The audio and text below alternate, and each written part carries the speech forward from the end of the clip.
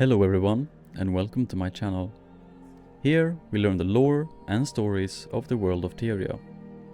Today we will march with the Charr to see what we can learn.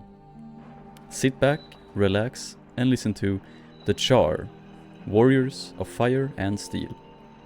You can find the lore of the Charr on the official GW2 Wiki. Let's begin. Long ago, before humans, before great cities, before even the elder dragons awoke, the Charr roamed the land. They were fierce, wild, and ruled by strength.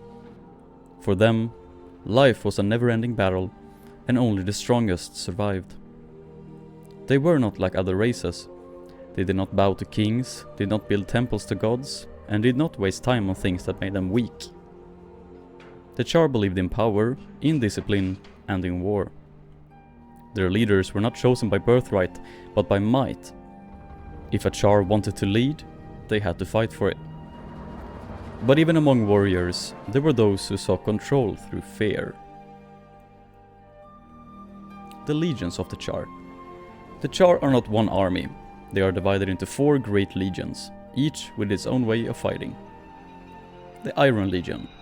The builders and engineers. They create powerful machines, weapons, and tanks.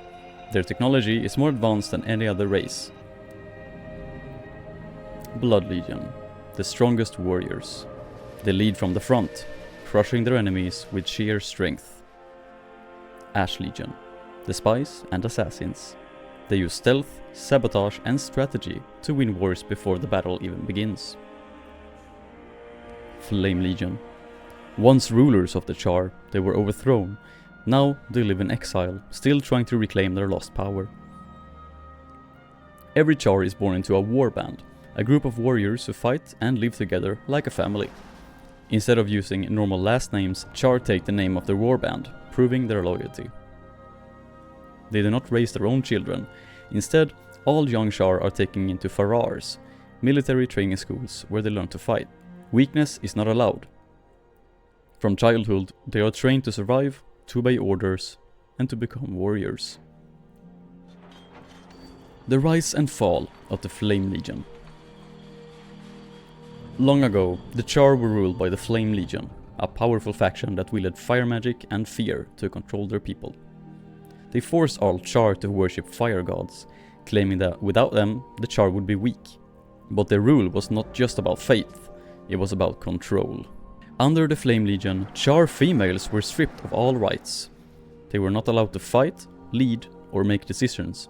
Only the males could hold power, while the females were forced into servitude.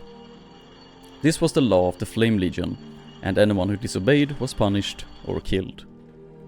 For generations, the other Charr legions, Iron, Blood, and Ash, were forced to obey. The Flame Legion had had power for so long that many believed it was impossible to change. But not everyone accepted this rule. One Charr stood against them, Kala Scourgeracer, granddaughter of the legendary rebel Pyre Fearshot. She refused to live in chains, and she was not alone. In secret, she gathered an army of female warriors, training them in secret, preparing them for war. When the time came, Kala led her warriors into battle, striking at the heart of the Flame Legion's rule. The other legions saw their chance and joined the fight. The war was long and bloody, but the Flame Legion's hold on the Charr was shattered. Their leaders were slain, their strongholds burned, and their false gods abandoned. With the Flame Legion's fall, the Charr were free. For the first time in history, Charr females stood as equals, proving that strength came not from birth, but from the will to fight. The Charr no longer followed gods, only the power of their own legions. Though the Flame Legion still exists in exile, their time of dominance is over. Thanks to Kala Scourgeracer's rebellion, the Charr finally became the war-driven, disciplined force they were meant to be. The War for Ascalon. Even before the fall of the Flame Legion, the Charr had another enemy, the humans. Long ago, the humans arrived in Teria and built great kingdoms. One of them was called Ascalon, a land that once belonged to the Charr. The humans took it for themselves and pushed the Charr to the north. For centuries the Charr waited, sharpening their claws and preparing for war. Then they attacked. The Charr struck Ascalon with fire and steel, burning their cities and crushing their armies. The humans fought back with magic and swords, but the Charr were stronger.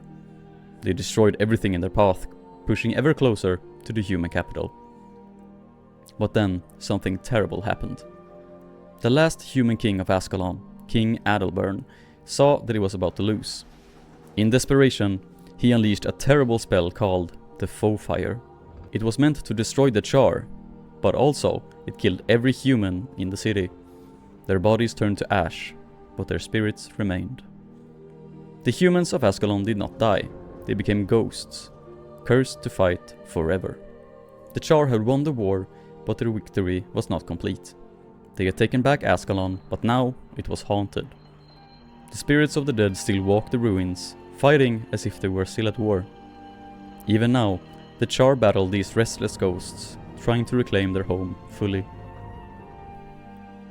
The rise of a greater threat. For many years, the Charr believed that humans were their greatest enemy, but soon a greater danger rose: the Elder Dragons. One of the dragons, Kralkatorrik, awoke and flew across Ascalon. Wherever his shadow fell, the land turned to crystal. Charr, humans, and even animals were transformed into terrible creatures called the Branded. These creatures have no thoughts, no will, only the dragon's hunger for destruction. The Charr fought against the Branded, but even their greatest war machines could not stop Kralkatorrik's power. It became clear that no single race could defeat the dragons alone. And so, for the first time in history, the Charr did something unthinkable. They made peace with the humans. A fragile alliance was formed, as both races prepared to fight the Elder Dragons together. But not all Charr agreed with this decision. Some still saw humans as enemies. These Charr, known as the Renegades, rejected the treaty and continued to attack humans. The Charr may have new allies, but old hatreds do not die easily. The future of the Charr. Now, the Charr stand at a crossroads. They have won back their land, but it is still haunted by ghosts. They have built powerful machines, but the dragons threaten to destroy everything. They have made peace with their old enemies, but many still long for war. Will the Charr stand united against the Elder Dragons? Or will their own pride and hatred tear them apart? One thing is certain: the Charr will never stop fighting. Whether against dragons, humans, or even their own past, the Charr will march forward, claws sharp, engines roaring, ready for whatever battle comes next. Because war is all they have ever known, and the Charr will never kneel to anyone.